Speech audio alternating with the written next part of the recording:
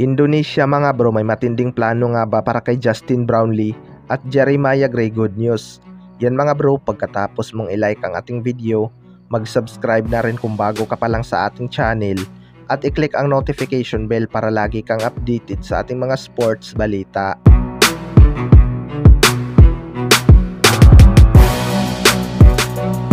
So matagal-tagal lang ang hindi natin nakitang maglaro itong si Jeremiah Gray mga bro, matapos itong magtamo ng ACL injury sa PBA on Tour. Isang conference din ang nakalipas at ngayon nga ay bumabakod na itong si Jeremiah Gray sa team ng Barangay Ginebra. Ayon nga sa mga source mga bro, ay malapit na nga daw itong makabalik sa lineup at nag-iinsayo na ito kasama ang Barangay Ginebra. Go signal na nga lang daw ng kanyang doktor ang kanilang hinihintay. Well, para sa akin mga bro, good news talaga to para sa mga fans ng Barangay Ginebra. Alam naman natin ang kalidad nitong si Jeremiah Gray. Threat nga ito sa 3 points area mga bro, at pumuputok talaga ang kanyang shooting kapag crucial seconds na lang. Hindi lang talaga ito ganun ka-consistent sa labas ng shaded lane, pero X-factor nga ang kanyang opensa at nakaka-attract talaga ito ng dipinsa. Napakadelikado nga kapag iniwan itong bukas sa trace dahil may shooting din talaga ito, lalo na kapag tumaas ang kanyang kumpiyansa. Marami na rin talagang nag-aabang sa kanyang pagbabalik sa Barangay Ginebra upang matulungan ang kanyang team. Sa kabilang banda naman mga bro, Indonesia may matinding plano nga ba para kay Justin Brownlee? Ngayon ngang maglalaro na sa ibang liga itong si Justin Brownlee mga bro.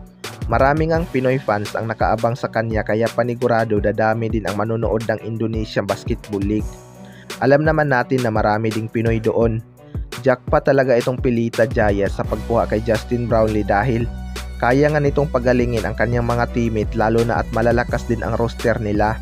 Kung matatandaan natin mga bro, tinalo nga ng Gilas Pilipinas ang Indonesia sa nakaraang SEA Games sa pangunguna ni Justin Brownlee upang bawiin ang gold medal.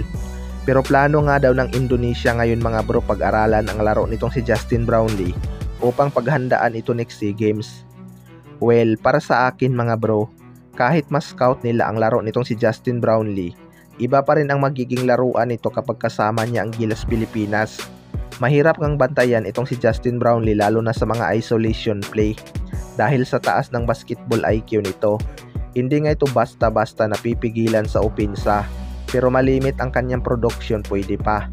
Pero sa sistema ni Coach Tim Cone, hindi naman kailangan ni Justin Brownlee umiscore ng malaki dahil halos kaya ngang umiscore ang kanyang mga teammate. Si Justin Brownlee talaga ang magbe-benefits dito dahil makakakuha pa nga ito ng experience laban sa ibang import. Maraming ang import doon na malalakas na posibleng makakabanggaan ni Justin Brownlee.